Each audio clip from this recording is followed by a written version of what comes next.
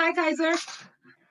Hi, ma'am. Good morning, ma'am. Good Sorry to morning. say How are you that doing? actually I forget that Oh, it you is my forgot. session now.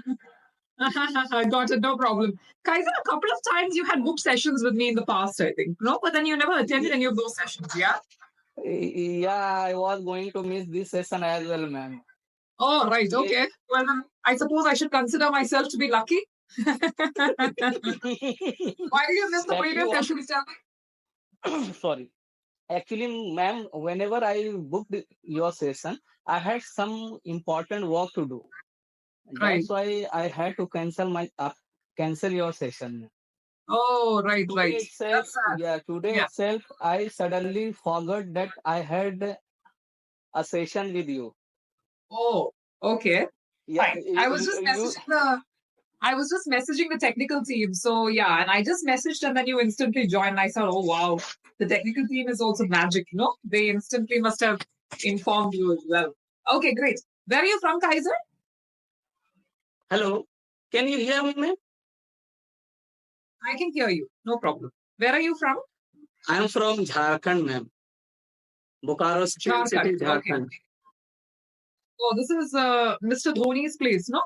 Yes, it is known for Everyone the everyone tells me, madam, when someone's from Jharkhand and I ask them, where are you from? So they'll say, I'm from MS Dhoni's place. So then I'll be like, oh, okay, nice. Okay, that's the way they introduce themselves. They don't say they're from Jharkhand. They just simply say they're from MS Dhoni's place. Okay, very nice. And what do you do? Mm, give me a second. Sure. Yeah, I'm back, ma'am. Yes. So Kaiser, you said that you are from Jharkhand. What do you do? So, ma'am, by profession, I am an English language trainer. I run my own institute. Nice. Very nice. So you run your own institute in Jharkhand. Yes, ma'am, in my Great. locality. Lovely. Very nice. Very nice. Good for you. And how long have you been having this institute? It's been around 3 years. Oh, great. So do you do both online and offline coaching or Right now, only running offline, ma'am. great? Okay. So you Yeah, teach, what do you teach at your institute? What sort of courses do you teach? I teach basic English as well as how to face irrational fears, how to overcome that. Great. Very nice. Okay. And you teach only adults or you teach all age groups? I teach those students who are above 10 years. You said around 10 years. That means till the age of 10. No, no, no, above 10. Above 10 years. Got it. Got it. Okay. So you have 10 years till adults. You also have adults. Yes, ma'am. So how old is your oldest student? 35. Oh, okay. And your youngest? 10. Youngest, 8 years. 8. Oh, okay. Very nice. Okay, very nice. Actually, she studies, sorry, ma'am. Actually, she studies in my city, in well-known school, ma'am. That's why I teach. Very nice. Good for you. Good for you. So, do you think it is challenging to teach children or to teach adults? It is challenging to teach adults, not Why? children. Hmm? Why? Actually, ma'am, what happens when I teach adults? What Yeah, situation I have to face? It is quite difficult to make them understand. Make them understand. right. Yeah, due to their overage. But it Uh-huh. is, but it is not impossible that they cannot learn. Got it. Yeah, Uh, due to their overage, what happens that they have so many responsibilities. True. They have to take care of their family, all responsibilities, but still children have to study only. Right. Yeah. So So this for is a children, spoken English. Yeah, yeah. this is spoken English. So what happens that due to lack of time, due to lack of due to lack of practice, we are not able to speak in English language. It does Correct. Yeah. not mean that we cannot speak. If we want to speak in English language, anybody wants to speak, he or she has to practice.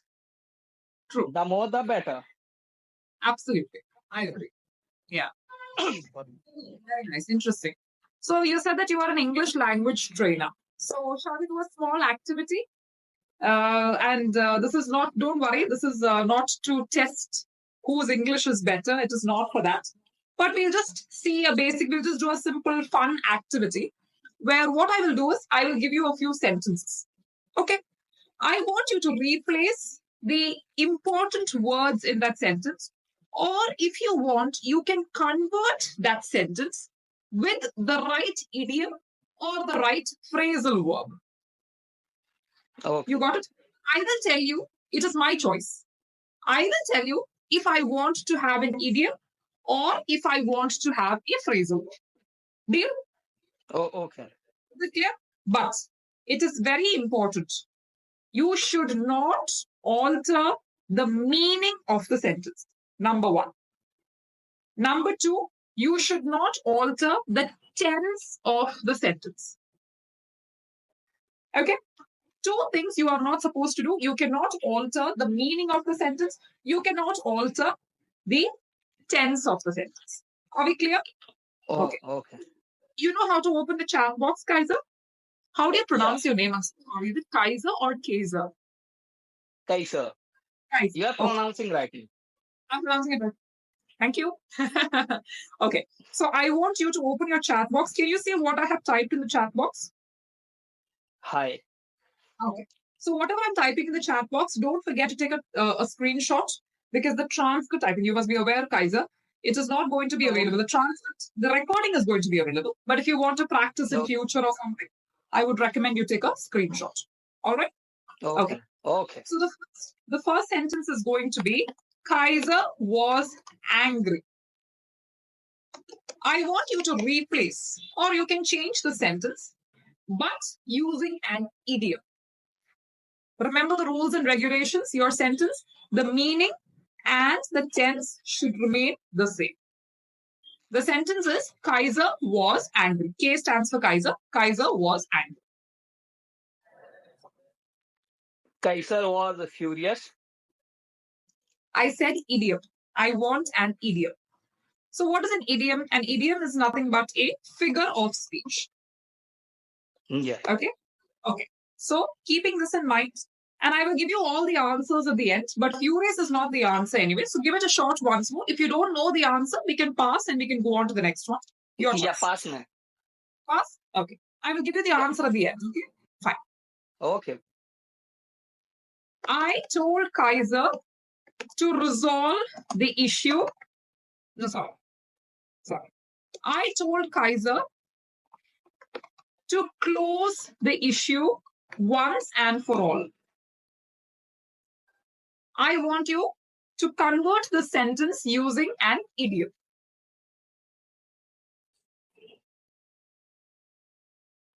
Pass now. I'm not able to recall. No problem, no problem. Kaiser felt like he was put in a spot with all the questions from his colleagues. Kaiser felt like he was put in a spot. I got the article. The article is very important. Sorry. Yeah? He felt like he was put in a spot with all the questions from his colleagues. I want you to convert the sentence with an idiom. What is the meaning of, before that, what is the meaning of put in a spot? Do you know the meaning of the sentence? Kaiser felt like he was put in. Okay. What is the meaning? Can you explain to me the meaning, please, Kaiser? Put means put in the spot, put in the situation, kind of. He was put in a tricky situation. Yeah. He was put in a tricky situation, or he felt like he was in trouble. He felt like everyone was unnecessarily troubling him, and everyone was putting the blame on him. To put the blame. Yeah. So we are looking for an idiom to replace whatever you want. You can replace. Actually, ma'am. So sorry, I would like to add here. Actually, I never worked on idioms. Oh, right. Okay. Fine. Okay. No problem.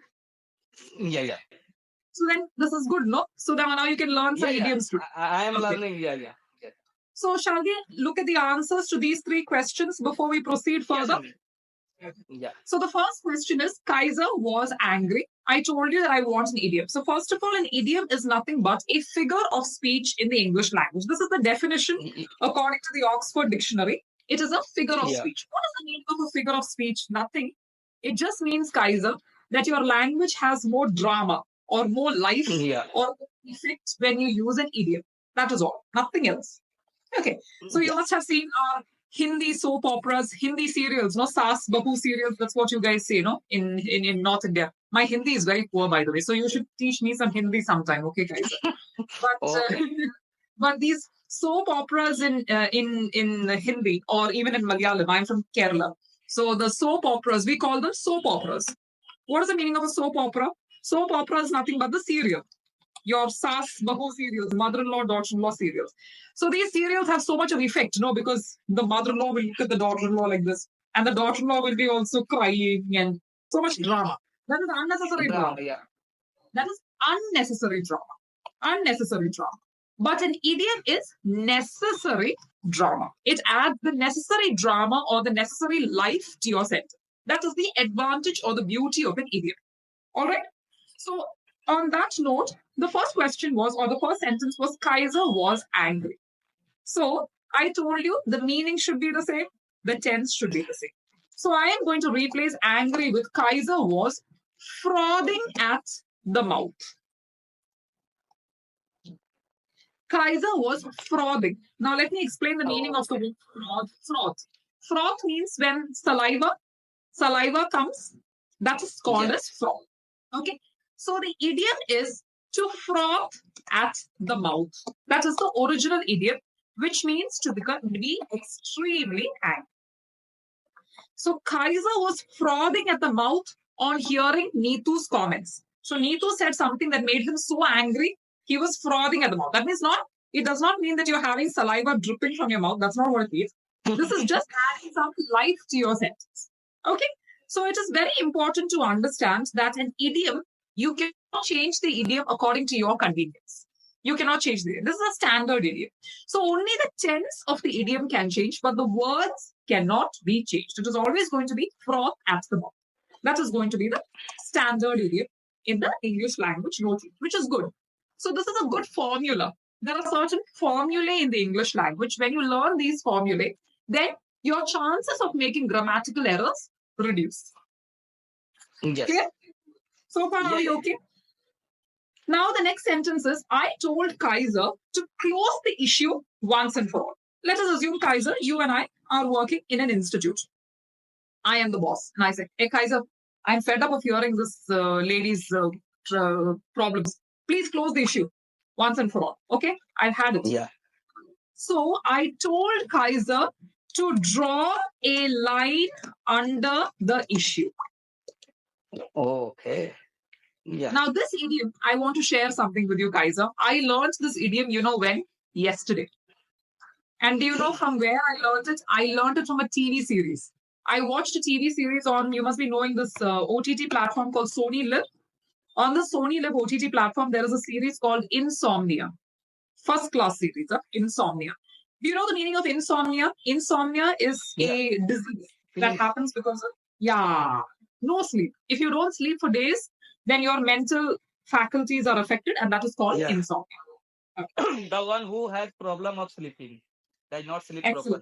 If you cannot sleep for many days together, you suffer from insomnia. And you know what happens when you don't have sleep? Then you become some mental issues happen, blah, blah, blah, blah, blah. So this idiom I learned from this series yesterday.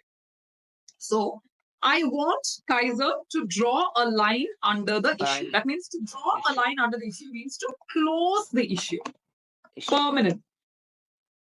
To close the issue permanently. That is the meaning of, that means to just finish. We don't want to discuss this issue ever again. So please close it. That is the meaning of to draw a line under something. Are we clear? That is the meaning of I told Kaiser to close the issue once and for all. Okay. Now, the last sentence I gave you was, Kaiser felt like he was put in a spot with all the questions from his colleagues. That means Kaiser has 5 colleagues. And all these colleagues, they are saying, oh, you did this. You did this. They are accusing you, Kaiser, unnecessarily or something. So Kaiser feels like everyone is against him. No one is supporting him. Everyone is against him. So Kaiser felt backed into a corner with all the questions from his colleagues. You saw the sentence? Kaiser felt backed into a corner with all the questions. So the idiom I was looking for was back into a corner. To back into a corner does not necessarily push you into one corner physically. That's not what it means.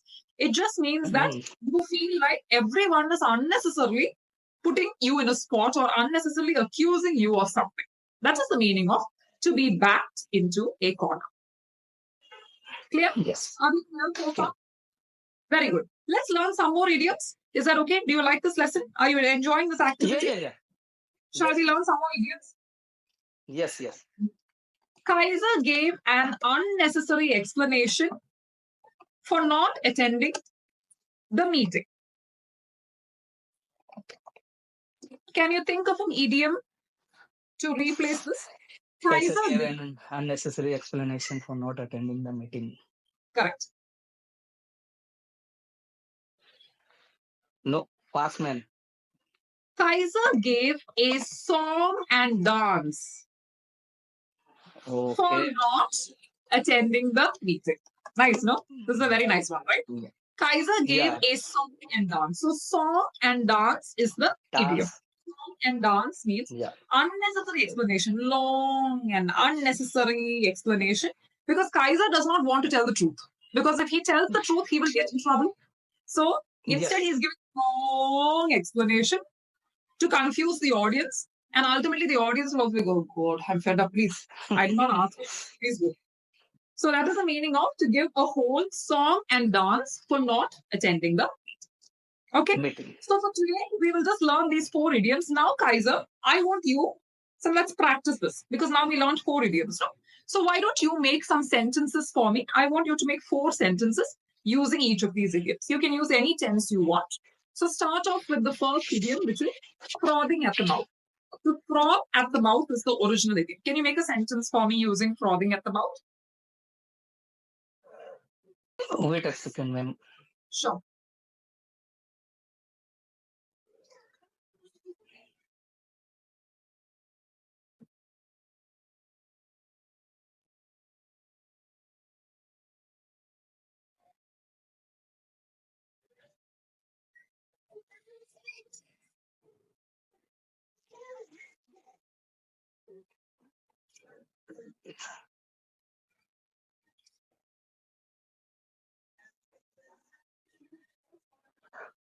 Yeah. So can you make a sentence for me with froth at the mouth? Yes, ma'am. Yeah. So yesterday when I had conversation with the Neetu ma'am, in between conversation, suddenly she was frothing at the mouth. Okay. Yesterday when I had conversation with Nitu ma'am, in between the conversation, she was frothing at the mouth. That is the sentence that you want to say now. Okay. I'm just typing a sentence for you. Okay. Okay. Can you please read the sentence for me, Kaiser? Yesterday when I had conversation with Neetu ma'am, in between the conversation, she frothing at the mouth. Yes, ma'am. Yes. Okay. Is the sentence grammatically correct according to you, Kaiser?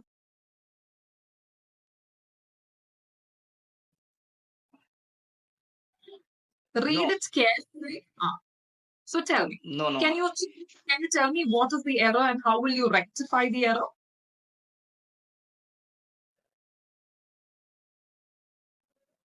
So in this sentence, error she yesterday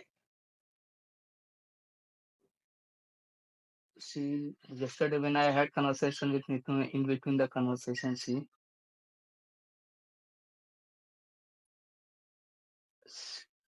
can we change idioms, ma'am? Can you change what? Sorry. Idioms? No, the idiom is correct. Frothing at the mouth is perfect. There is nothing wrong with the mistake. There is nothing wrong with the idiom. My question was, is your sentence grammatically correct? Is the grammar correct, as in the sentence structure, the way you have constructed the sentence? Is it correct? What do you think? When I had conversation with him, ma'am, in between the conversation. You have repeated the word conversation twice. Correct? Yeah. The word conversation has been repeated twice. Is it necessary? Why do you want to repeat? Very important, guys. When you talk to someone, avoid repetition. Avoid repetition. Always remember that repetition is boring. In between it, I can use it in between it.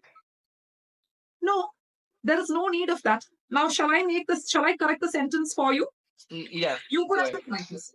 While having a conversation with Miss Neetu yesterday, she suddenly started frothing at the mouth.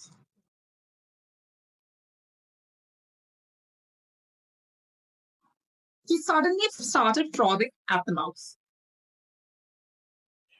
Okay. While having a conversation with Miss Neetu yesterday, she suddenly started frothing at the mouth. Okay? Or she suddenly frothed at the mouth. Or she was suddenly frothing at the mouth for no reason. She was suddenly frothing at the mouth for no reason. Got it?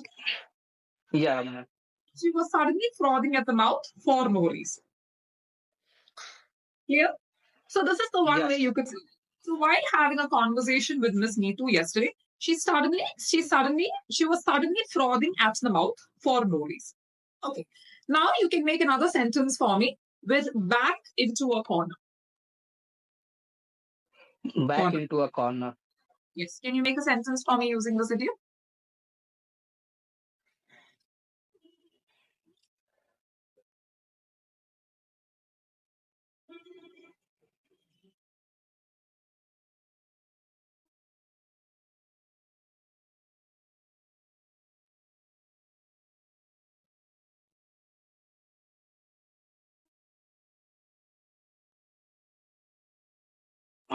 Back into the corner. Actually, when I started learning English in between my journey, I felt that I was back at the corner. No. See, we learned the meaning of back into a corner as being